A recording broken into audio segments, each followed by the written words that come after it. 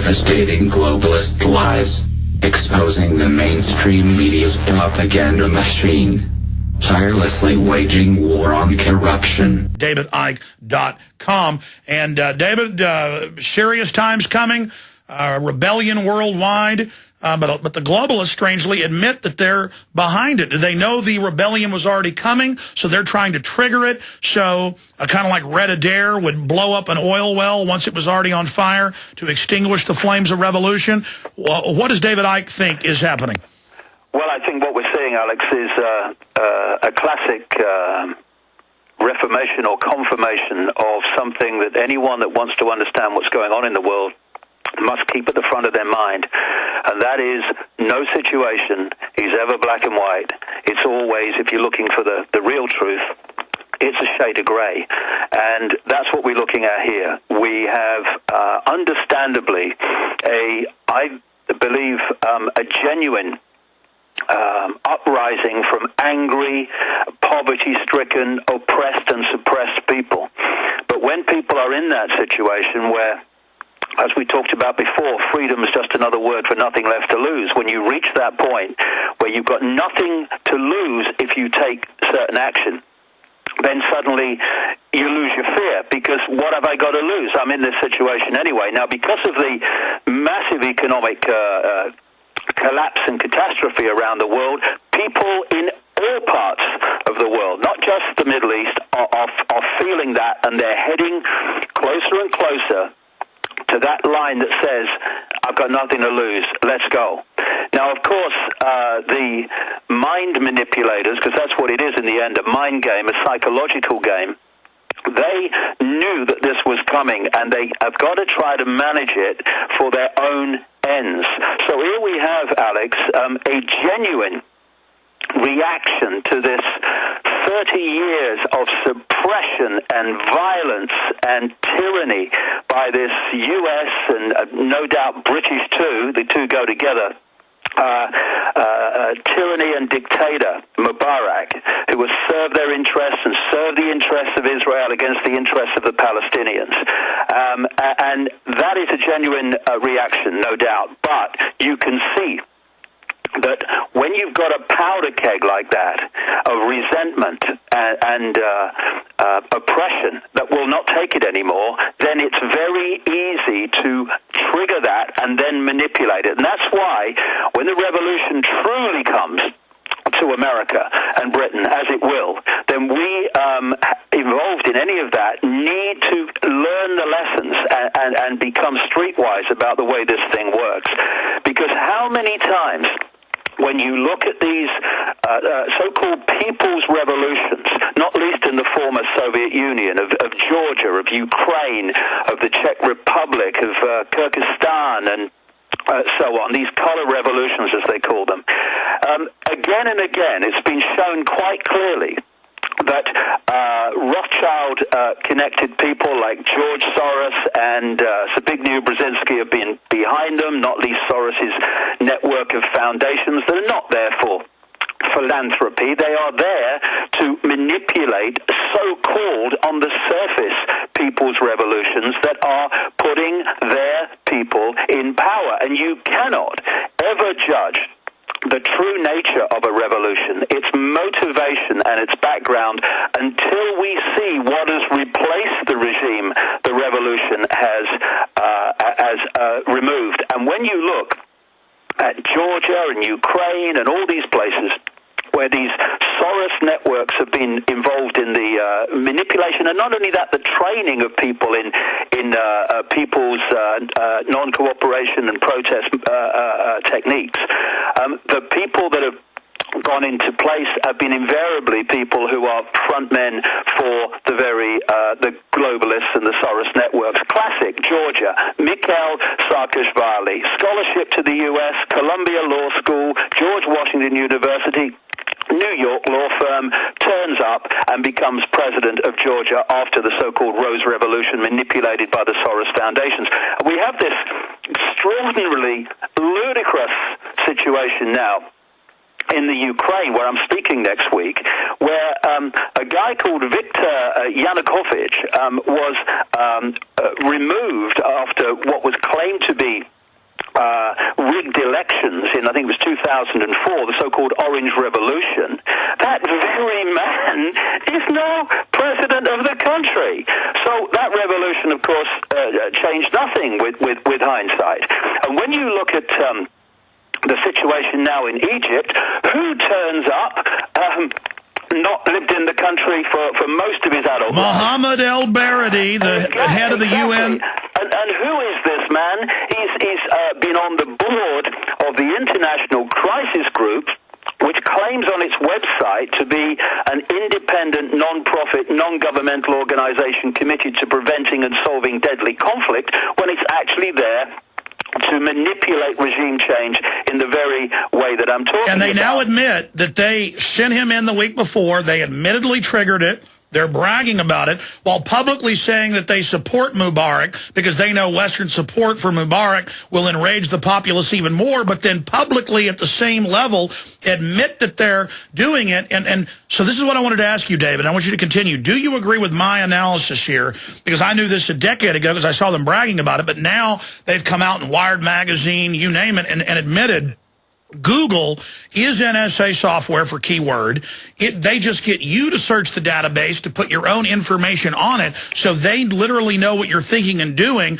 And Google says 93 to 99% of the time, they know where you're going to eat, what you're going to surf, what you're going to do, more than you even know, and they're able to predict the future. It's a scientific crystal ball to a certain extent by tracking mass movements of people, and they knew that there was rebellion against all their dictators forming, and so they're going to trigger it early to then bring their people back in, and that's basically what's happening. But we'll put up on screen those articles about Google. Is now claiming they're getting companies where they can do this. That's what they've been set up to do all along. That's why the globalists are so arrogant, is because they literally do nothing but study humanity and how we operate.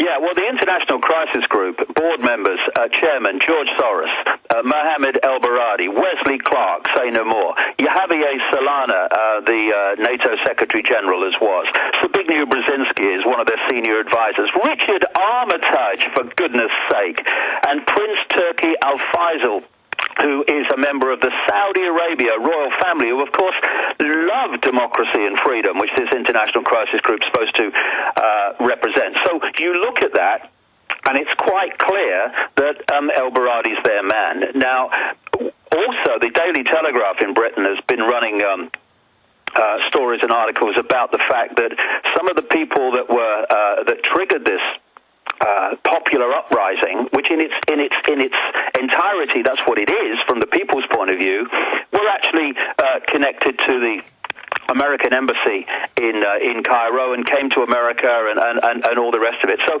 you can see how it's been manipulated. And the thing is that people like Brzezinski in his books, they are telling you what's going to happen, disguised as prophecy, if you like. Kissinger came out on Bloomberg last night and said this is only the first scene in the first act of a play. That's exactly what I was coming to. That quote, this is only the first scene of the first act of the drama that is played out. That is telling you what's coming. And you see, I've been writing for years about the fact that these Arab oil states and these Arab dictatorships and royal dictatorships were being played like a violin. It was only a matter of time. And again, you come to the shades of grey. Should the dictators and royal tyrannies in Yemen, Algeria, Libya, Jordan, Syria, Morocco, Saudi Arabia... Stay there, David. We got to break it. Powerful info. We're going to look at the geopolitical map when we come back. I could not concur the piercing understanding of David Icke more on this issue. That's why I admire him so much. His research is always so up to date. And piercing is the word, and that's exactly what's happening. Instead of even black or white or gray, it's more of a prism of spectrums. And the globalists are riding this tiger of rebellion against their own tyranny, and like judo, using the resistance of the population against them and then throwing it back at them. And so by understanding this, though, we can defeat them. And I want to talk more about their predictive systems, future predicting systems, and how David thinks we counter that. But David, continuing, you got cut off by the break. You were running through the dictatorships that are in the Middle East, North Africa, and where this is going. Yeah, I mean, we're talking about Yemen, Algeria, Libya, Jordan, Syria, Morocco, Saudi Arabia, United Arab Emirates, Oman, Kuwait. All these are so-called royal dictatorships and tyrannies imposing upon the people. So should they go? Absolutely they should go. But we're back to, and as soon as possible, but we're back to shades of grey. The question is not just should they go, it's what is the agenda for making them go at this time? And, you know, there's a number of things that come from this. If they, as Kissinger has indicated here, they plan to create falling dominoes across the Middle East, first of all, that creates massive upheaval. It creates what? Chaos. What is their technique? Order out of chaos.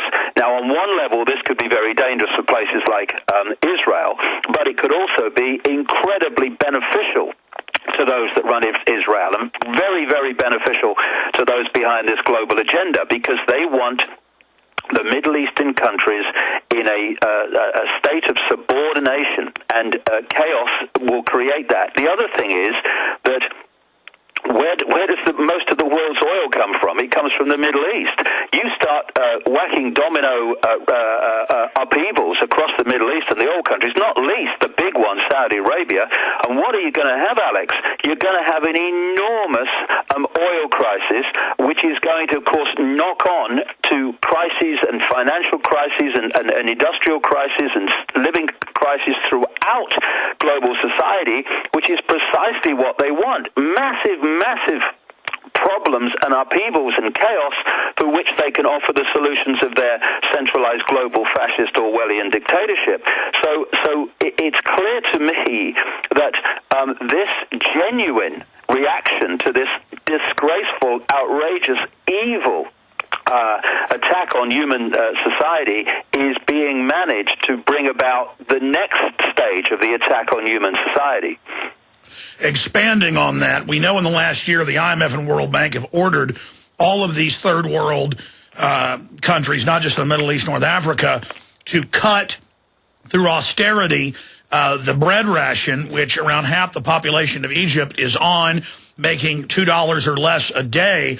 And so they, economically through globalism, pull the levers, punch the buttons. Then they send in their man on a white horse, who the London Independent calls the savior, exactly. This El Baradi. So it's completely transparent to those that study this and know it, and the globalists are even admitting it. But on a larger front, the Muslim Brotherhood in Jordan, they just reshuffled the government towards them. In Saudi Arabia, everywhere, the Saudis and others are freaking out, realizing the deal they made with the globalist is a deal with the devil, and they want the strategy of tension, the clash of civilizations. They want to get radical Muslims, like they got rid of Saddam and put radical Muslims in Iraq. This is the strategy to then build them up as the enemy and to blame them for the exploding oil prices that were already being triggered via dollar devaluation. Yeah, that's it. And the Muslim Brotherhood, you know, this is, again, I keep coming back to this today, shades of grey, becoming streetwise. And just because something has a name on the door and appears to stand for something does not mean that at its core it does. I mean, crikey, you look at the classic Orwellian use of names for organizations to give the impression that it's the opposite of what it really is. I mean, for goodness sake, we're talking here about George Soros's Open Society Institute, which is the last thing the Open Society Institute actually wants. So when you look at things like Muslim Brotherhoods, and look at almost any organization that has democracy in it, and you're looking at an organization that wants to take democracy away, and just because it's called the Muslim Brotherhood does not mean that at its core it has even the best interests of Muslims at heart. You know, I was talking to people who've been involved professionally in politics and intelligence and all the rest of it. David, stay there. Long segment coming up. That was a short segment. We'll continue there with the Muslim Brotherhood And now we're in the first scene in the first act of the play, what the full play is. David Icke, as we went to break, you were starting to get into the first scene in the first act for the New World Order, the global destabilization program, people rioting and protesting in Greece, in Ireland. At the Davos, Switzerland meeting last week, they called for $100 trillion in additional taxpayer money to the private banks, an open announcement of world government, all of that smoke screened by what's happening now. David Icke, please continue. Yeah, I was just finishing off a point, Alex, about the fact that just because something's called something doesn't mean that's what it represents and that's what it stands for, including the Muslim Brotherhood. There's a lot of organizations in the Arab world that actually are fronts for Israel and the United States. Andreas von Bülow, I think you've talked to him yourself over the years, former German minister and an expert in intelligence, especially German intelligence in that whole area. Andres von Bülow. Yeah, I talked to him on the phone for a long time, years ago. Not long after 9/11, and he was saying he knew for a fact that Abu Nidal, of course the infamous Arab terrorist, was actually an asset of Mossad. That's how it works. Yeah, he was the former head of German intelligence and the former German defense minister, and he talked about the white supremacists are run by the globalists, the radical Muslims are run by them, the radical black groups, the radical Hispanic groups, all of these groups are there so the government can play the part of the savior. Yeah, and of course we know the classic stands out like the proverbial is Bin Laden, Osama bin Laden. We know that he was a front man for the same group. So when we see these names that appear to represent Muslims or appear to represent this or that or the other, we have to just again, streetwise, shades of grey, just take a step back and let's see if they really do that. And again, we come back to the classic line, really, by their actions shall they be judged. That's what we need to do, not by what they say, but what they do. Another interesting thing, Alex, is that there is this whole deal about what's known as Greater Israel, which is the area that the Israel extremists claim is theirs, the real Israel. And it's interesting when you look at the map of it. It includes, of course, Israel, Palestine that we see now, but it also includes a great chunk of Egypt going across to Cairo, includes Jordan, includes Lebanon, includes Syria, includes Iraq, includes a great chunk of Saudi Arabia. Now, what we're looking at here, as you look at that map, are all the countries, or many of the countries, that are actually now in possible line for this domino effect that Kissinger was indicating with his quote. And there is an agenda playing out here. And when we look at what's happening in Europe, what's happening in Britain beginning to, what's happening in America, my goodness me, we want more. Not just people on the streets to show the numbers, but also non-cooperation with the system, so the system cannot operate. Because it needs us to do that. We must be learning lessons here, Alex, all the time. For instance, the power of mass non-cooperation. When in Egypt they say curfews, people in very large numbers refuse to do with that, and suddenly where's the power of the state? Understanding and starting to get as much as we can prepared for the fact, as we've seen in Egypt, that when the real revolution unfolds against a regime, one of the first things to go is not only truth, but actually the internet and mobile phone networks, so people can't communicate. And another thing we need to keep in our minds is no ideology. When we really trigger this true human revolution against these tyrannies or collective tyrannies, different faces or masks on the same face around the world, no ideology, equal freedom for everybody, no matter what their color, creed, religion, view, anything. Freedom must be our focus, not ideology and religious belief and all that stuff. We can argue about that or chat and debate about that. Let's keep our focus on what affects us all, and that's our basic freedoms being taken away.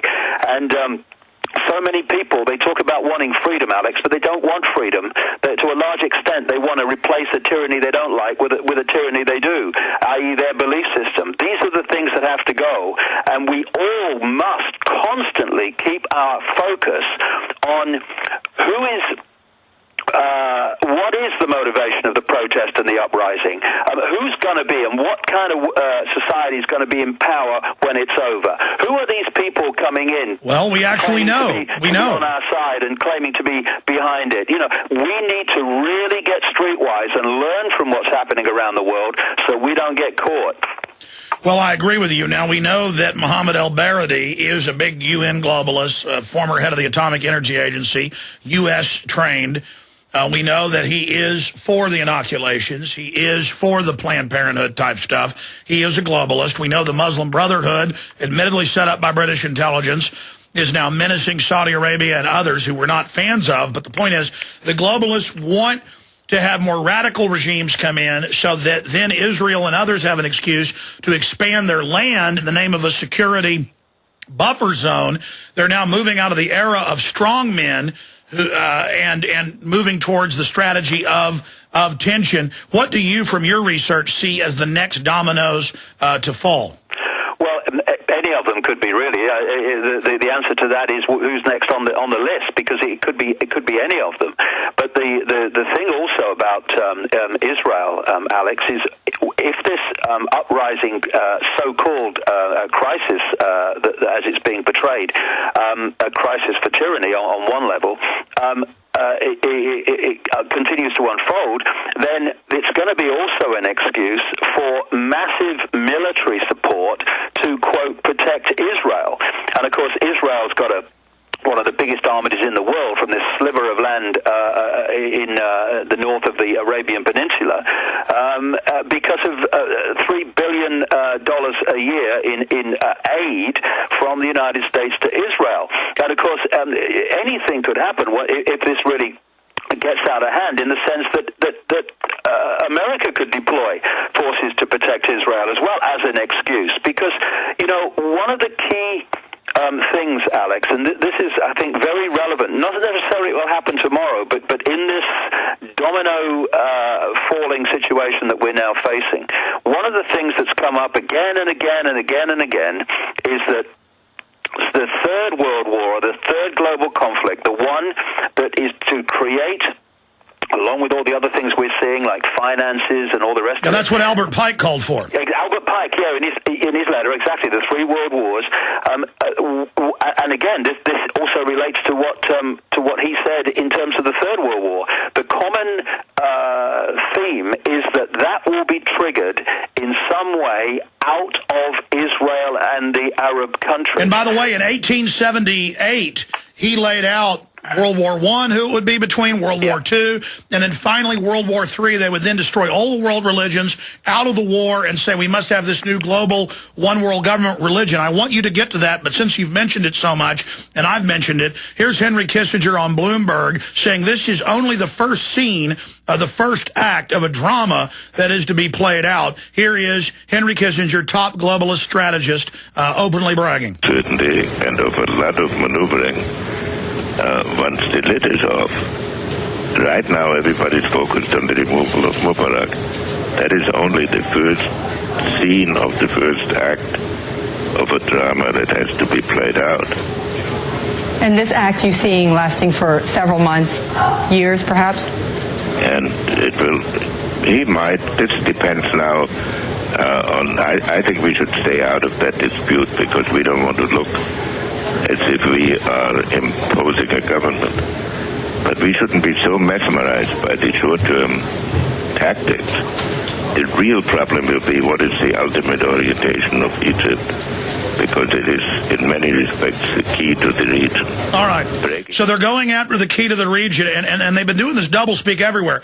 We're for Mubarak, but we actually, that is the globalists, financed the ongoing attempt to overthrow him, because they know that will help Mubarak if they say they're funding the outsider. It will hurt him if they support him. And I've read all over the news where they're openly bragging. So they'll put out their general press releases for the profane general public, but then buried in there, talking to each other, they're bragging about what they're doing. Yeah, they've got a song sheet, and this is not projected days in advance, weeks, months or even years in advance. It's projected decades in advance. Yeah, Brzezinski says 25 years in advance. Yeah, and maybe more. I mean, you know, the basic theme of what's happening was outlined before the turn of the 20th century in terms of the themes of it all. And you know, I've quoted people in my books who've spoken over the years, like in the late 60s and stuff like that, insiders who said this is how the world's gonna be, and it's all unfolded as they said it would unfold, because it is a blueprint. And now we're seeing a real major card being played here, which is designed to trigger offshoot consequences in all directions, because this is the tinder box. This is the explosive point where they want to the next whole stage to explode out of. Well, you heard him. He said it's the key. And then by running destabilization ops in all the other countries that aren't just allies of the globalists, they can create the crisis to offer the military and economic solution. But, David, how frustrating is it for you and for myself, and I want to get your view on this, to have the blueprint, to have the CFR, Trilateral Commission, Bilderberg Group, much of what they do public, admitting they would create a global currency crisis, they would end the dollar, bring in the banned car, SDR, 100 trillion, all now happening, but the yuppies have been put in their little comfort box and conditioned that none of this existed for decades, knowing that we have the documents. They preconditioned it didn't exist. So now that it even exists and has emerged, people have gone, some of them, into a catatonic state of denying it exists, even as it's announced. Well, this is a major human trait in the programmed, manipulated human mind, which simply does not want to face what it doesn't want to believe is true. So when you are faced with something, you have a choice. You can literally face it and deal with it, and we could sort this if we did this in large enough numbers, or you can try to kid yourself that it doesn't exist, and therefore it's okay. You know, people say in situations where it's obvious that horrific things are going to be done in the very near future, and they're still saying, oh, no, they'd never do that. No, you want to persuade yourself they'd never do that, so you don't have to get your backside unglued from the sofa and do things you'd rather not have to do. And this is why we're at this point, Alex, and it's like, how much more confirmation do people want? How much more blatant does it have to be? Does it have to be the knock on the door? Does it have to be being taken away after the knock on the door? I mean, when are you going to draw a line here?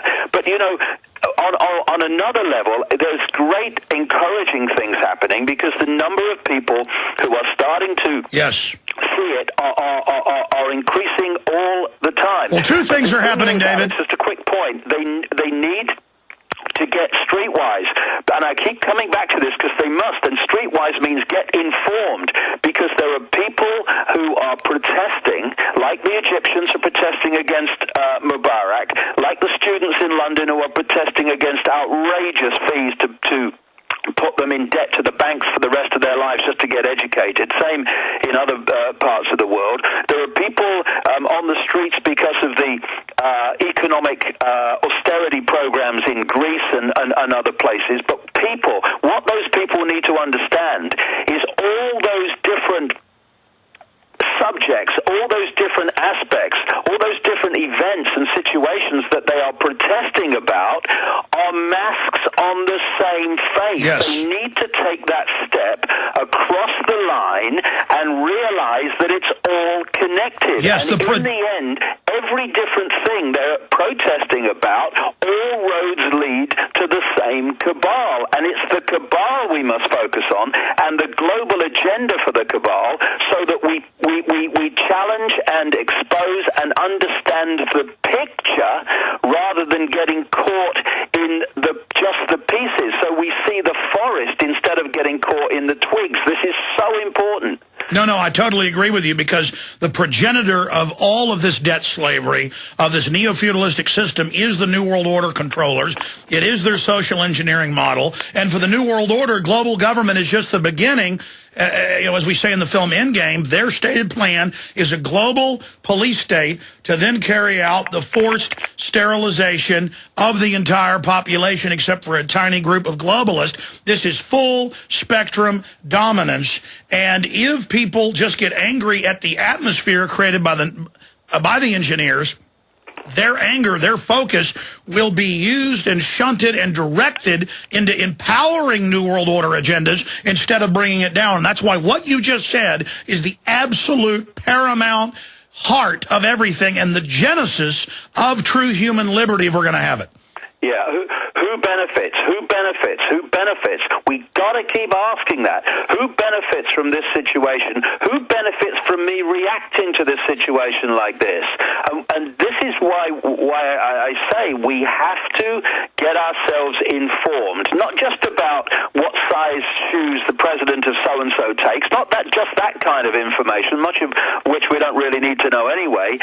Informed about how the psychological system works, the techniques of mass-minded emotional manipulation, and where this cabal want to take the world. When we understand the basic techniques of mind and psychological manipulation and the goals that are designed to be achieved, it's like getting your sight. It immediately becomes so much more difficult to scam. Exactly. When you're not aware of these systems of control, it's like you're blind and deaf. As soon as you understand their tricks, it isn't as powerful anymore, and it actually becomes irritating, not something that puts you into a trance, but something their attacks actually help us learn to be smarter, faster, to understand it. But going to break here. Here's the Associated Press. The IMF says, or AFP, IMF says to help Egypt, others in trouble. Oh, they're going to help them with more 20, 30% interest rate loans. They're going to bring the Egyptians more under debt. They're going to jack up their taxes even more. So there is part of your agenda with the physical takeover through the economic bondage.